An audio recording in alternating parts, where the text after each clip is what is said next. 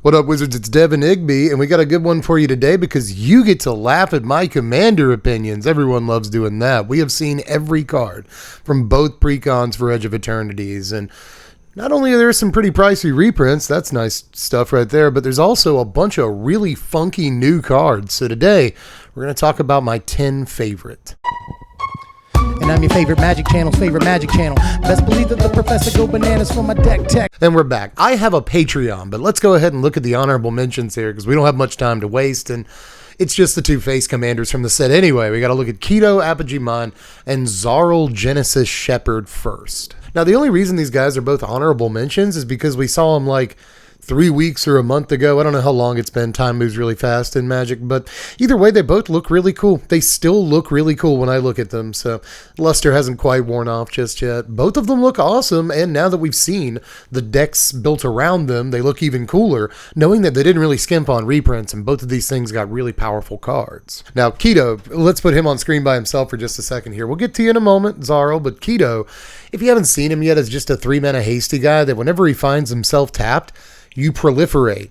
Yes, you can probably get up to some bananigans with that. That's banana shenanigans with that. And there's plenty of ways to do it in the deck, and there's plenty of ways to do it that aren't in the deck. There's a way right there. That looks pretty silly. But Keto is obviously really strong because proliferate is crazy. But when it comes to Zarl, I think he's a little bit more my speed. A Jundu to let you play lands from your graveyard works well with Gitrog Monster as a backup commander. Gitrog Monster is in the deck.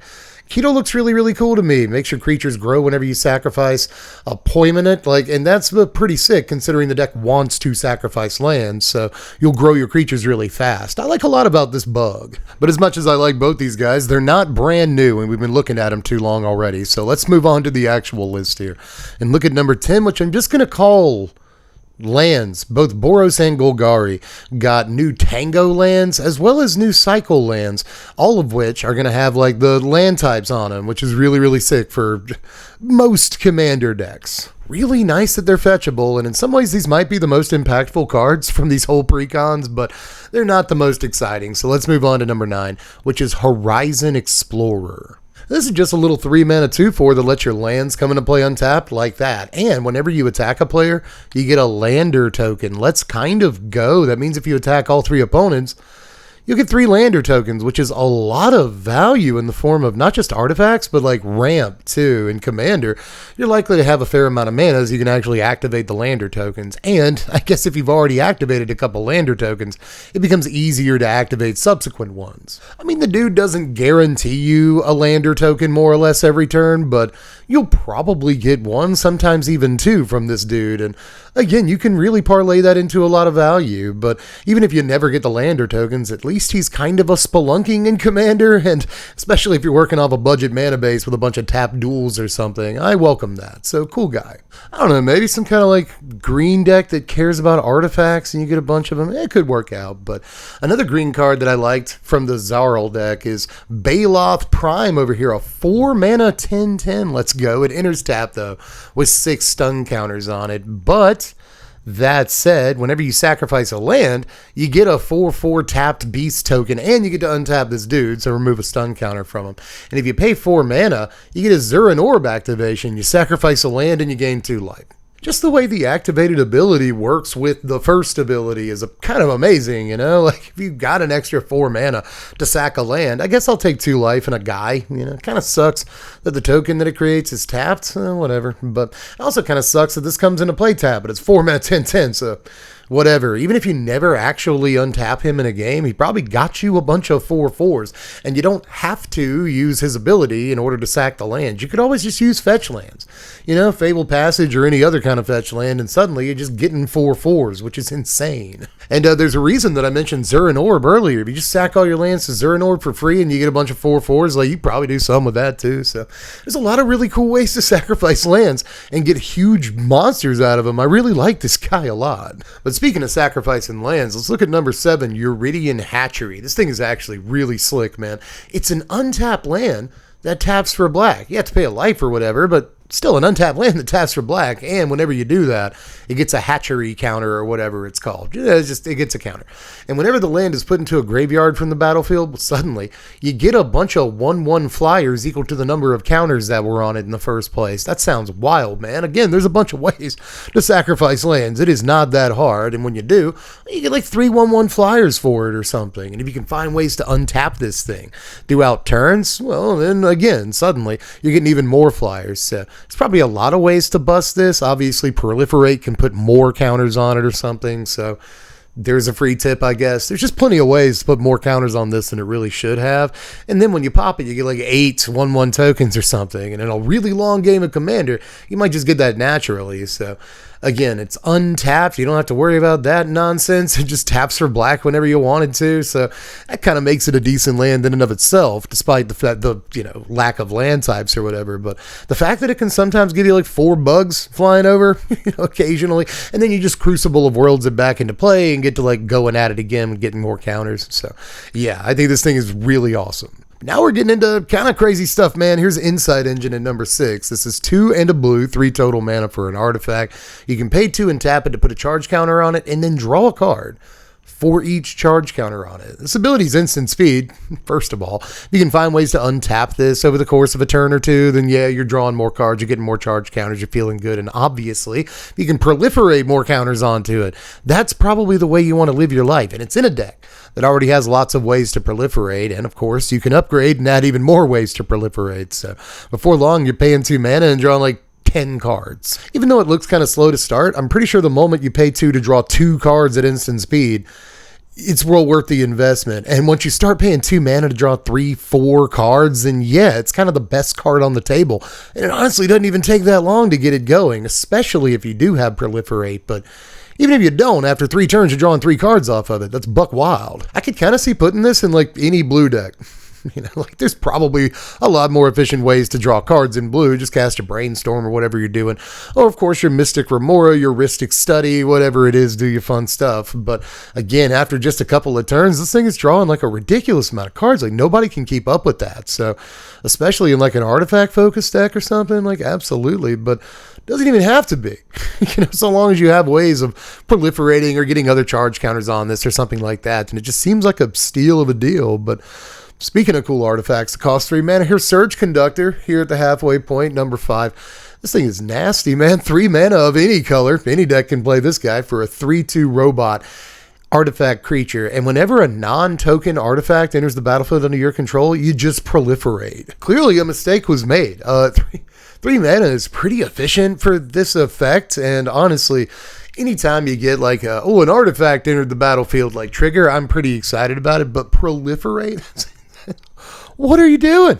Like sometimes the turn after you play this, or even the turn that you do play, you can just go like rock into rock into rock, and you're just like proliferating like crazy if need be. Maybe some of your rocks have counters on them. Who knows? Maybe you played that last 2 mana or 3 mana artifact, Insight Engine, and you're proliferating to get more counters on that thing. You draw more cards. It's crazy. They are in the same deck. It's going to be insane.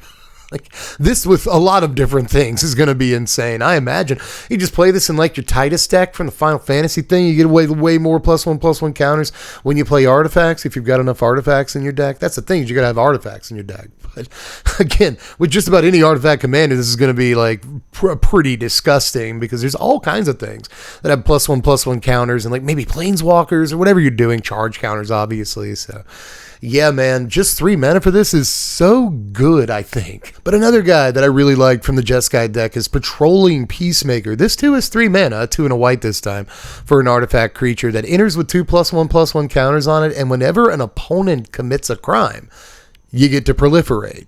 You could say that this one's kind of left up to what your opponents are doing, but they're committing crimes, very likely. I know your opponents. They're bad people, but still, people target other people's stuff all the time, and it doesn't even have to be like committing a crime against you or anything like that. Like, if Bobby targets one of Susie's creatures with a removal spell, like, you get to proliferate, and that kind of changes the game a little bit. Even little stuff, hey, Joe, you discard a card. Samantha, take that card out of your graveyard. Like, everything is committing a crime. Like, anything that targets anything for any reason is committing a crime. So, again, yeah, you're kind of up to the mercy mercy of how often your opponents do the things they want to do. But if they don't do the things they want to do, I guess that's an upside on your end too. And I guess like at the very floor of the card, it eats a removal spell the moment it comes down, and then like you probably get to proliferate for your trouble. So that's not a bad deal, right? Just another cool guy from the Jeskai deck. It looks like that thing rockets out with its sprockets out. I like it. But we're in the top 3 here, and we're going to go back to the Jund deck for a second so we can look at a Vindo Brush Razor. The dude's going to show up in a lot of my commander decks. Looks cool to me. Another card draw engine here for 3 mana. 2 and a red for a 2/2 little insect guy that can tap and sack a land to give you 2 red mana, which is already a good start. Kind of orcish lumberjack vibes, which is points in my book, but it also says that whenever you sacrifice a non-token permanent, you get to exile the top card of your library, and as long as it's your turn and you've sacrificed a non-land permanent that turn, you can play cards disguised as exiled. Now again, with something like Zurin Orb, or maybe Squandered Resources if you wanted another way to sack a land, this could get you a bunch of cards all in one turn. And as long as you keep the guy out somehow, whether it's, you got to reanimate him once he dies or just keep him out one way or the other, then suddenly he's a pretty ridiculous card draw engine in a color that doesn't get great card draw engines like most of the time. Now you are drawing cards the red way, you're exiling them, you can play them later, whatever it is, but again, red just does not get like this many amazing outlets, and there's plenty of ways to sacrifice stuff, not even necessarily lands. But it's worth noting that when you do sack a land to this guy, you get a couple of mana and a card. That's great for just one activated ability. And again, as long as you've got crucible effects or maybe the commander of this deck, then you can play lands back out of your graveyard. So you're just kind of getting like free ramp, new landfall triggers, and free cards. But in like a Mardu deck that wants to sacrifice creatures, this could go well. Maybe if Judith, the Scourge Diva, is your commander or something else.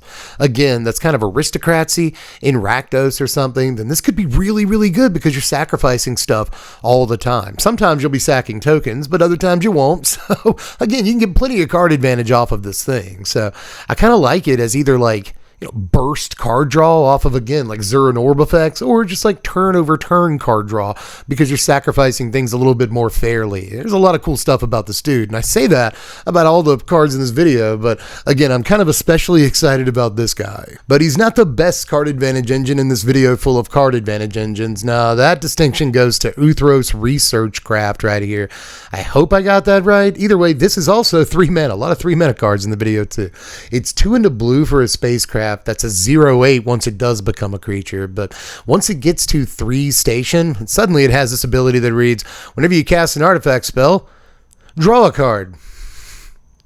It just says that. I guess you also get a charge counter on this whenever you cast an artifact, which is fine, whatever, because I guess you're going to want that. Once this gets to 12 station, it suddenly has flying and can attack and do all that stuff, and it also gets +1/+0 for each artifact you control. So there's been plenty of creatures like this throughout time that get bigger depending on how many artifacts you have. But this could easily be, as big as its butt. This could be an 8/8 like fairly easily in any random artifact deck. But just the fact that for a measly 3 station, this just says draw a card when you cast an artifact spell, like that's going to get out of hand very fast. And that's just in like an average commander deck. Like I'm playing Wayfarer's Bauble and Felwar Stone, Mind Stone, Soul Ring, talismans or whatever, something. I've just got like a fair number of rocks, like 10 or 12 in the average commander deck anyway. But again, if you're playing a few like big money artifacts or artifacts that synergize with your commander or whatever it is, maybe a couple of favorite artifacts, like you can get up to 20 artifacts really easy. And then suddenly this thing is just like pure gravy. It's drawing you a ton of cards. What a ridiculous engine. And if it ever actually gets to station 12, well, then suddenly it's kind of a dangerous threat too. So just it kind of, is this insane? Is my barometer just completely busted here, or is this like just about, you have to play it in like any artifact deck that you're building so long as you have access to blue, and you probably do because you're building artifacts. So like, it just goes in every artifact deck from now until the end of time. Am I nuts? Is that what's happening here? Because I'm pretty sure it is. I don't know, man. Let me know if I'm dumb, but I'm pretty sure this is a really good spacecraft. Same thing is true of number 1. I'm pretty sure it's a really good spacecraft too. What is it? It's Exploration Brood Ship here, everybody. A single green mana for a 4/4 spacecraft with station, of course. Once you get it to 3+, you may play an additional land on each of your turns. It also has flying at 8 station, and once during each of your turns, you may cast a permanent spell from your graveyard by sacrificing a land, in addition to paying its other costs. So it's a literal exploration stapled to like a Moldrapa or something. It's crazy. It costs 1 green mana, just like exploration. And like, you could easily turn this into exploration on turn 2, especially in green. Like, come on, man. There's like a bunch of 1 green mana, like 3-powered dudes I can think of off the top of my head. We just got some. We got a Cactar in the Final Fantasy set, but we already had Rogue Element. We got Rogue Elephant. That should be a card. Gavin, get on that. Rogue Element. It's a Rogue Elephant, but it's an elemental. Just do that. But and Rogue Elephant is good because you sacrifice lands to it, and this deck wants to sacrifice lands. Perfect upgrade that costs 10 cents. Is it even an upgrade at that point? I don't know. But either way, there's also like Patchwork Beastie, which we have in Standard. God, I'm glad we can't play this card in Standard. But again, there's a bunch of like 1 mana 3/3s in green. And honestly, if you just play this on turn 1 and then on turn 2, you play a 3-draw or 3-power creature, now you've got like, I don't know, 20,000 different creatures that can pull that off. So this is just exploration. It's just kind of a reprint of exploration that needs you to have a creature, and like, that's just not too hard. But Station 8 is really not that much to ask for. Like, again, it's basically Moldrapa, right? Like, once during each of your turns, you get a thing out of your yard. Oh no, you have to sacrifice a land, but whatever. You've got the commander of the deck, you got Crucible of Worlds, you got the other Crucible, the green one that costs 4 mana, that one on your screen. You know what I'm talking about. You've got a lot of ways to get lands out of your graveyard, right? So it's not that big of a deal if you have to sacrifice a land to like play something out of it. So let's not forget the fact that this is a 1 mana Moldrapa on a lot of levels. You got to work towards it a little bit, but it can't be that hard. It's not back-breaking work. You know what I mean? You can get there, but just the 3 station on it that makes it exploration is like this close to an exploration reprint, and exploration is how many dollars? It's about $53. That's pretty pricey. There are slightly less expensive versions of it, but if you want the original Urza Saga one, you have to pay over 50, almost $60 for that stankin' thing. So very powerful card that I think a lot of people would put in their decks if they could afford it. That said, I'm not sure how much this is going to end up going for, but in some cases, this is going to be stronger than exploration. You know, you draw an exploration on turn 12, it doesn't really do anything. You draw this on turn 12, and suddenly you got like card advantage out of your graveyard. That's like objectively better. So just a wild Magic card. I don't know why they printed this, but it's out there in the world now. I'm like actually scared of it. I'm terrified. But anyway, that is it for this one. There are some cards that I didn't mention here. There's about like 20 new cards or something like that. So we looked at close to half of the new ones from this Commander set, if you want to call it that, from these Precons. So there's some things I didn't get to. Let me know if I missed the best card in the whole thing with an infinite combo that's going to rule C EDH or something. I probably did. I do that a lot. I don't know Commander as much as I'd like to, but I'm very interested in it. I'm learning a lot about it, and I hope that this was at least some way entertaining, if not informative. Anyway, y'all, I have a Patreon, again with that, but I guess you can also hit the button shaped like a thumb, or you can sub to the channel. These things don't cost you even 1 American penny, or even any denomination that would possibly be less than that. No money whatsoever, just a slight amount of risk effort involved in hitting a series of buttons. But if you wanted to give $1 a month to the Patreon, it helps out a lot, and you get to vote on what content we do around here. That said, Allski Kowalski, just let me know how you felt about all the thoughts and feelings and opinions, and most importantly, cards, down there in the comments section. And I will catch you cats later. I have Deb from the place. That is who I am. Thanks for watching, Wizards. Spread love and be kind.